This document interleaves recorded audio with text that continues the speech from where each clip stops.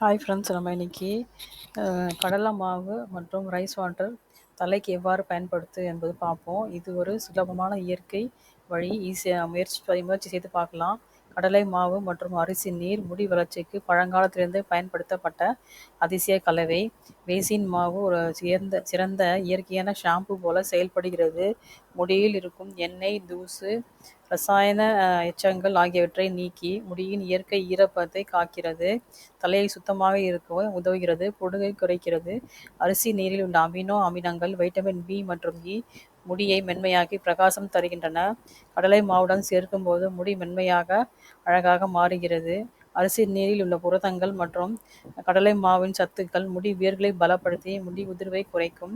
தொடர்ந்து பயன்படுத்தினால் முடி அடர்த்தியாக வளர உதவி செய்கிறது.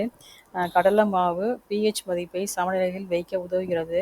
அரிசி நீரில் ஊட்டச்சத்துக்கள் மூலம் வேர்களுக்கு பலம் கொடுத்து முடி உதிர்வை குறைக்கிறது. அரிசி நீரில் உள்ள இனோசிட்டால் முடி எலாஸ்டிசிட்டியை மேம்படுத்தி புதிய முடி வளர்ச்சியை ஊக்குவிக்கிறது.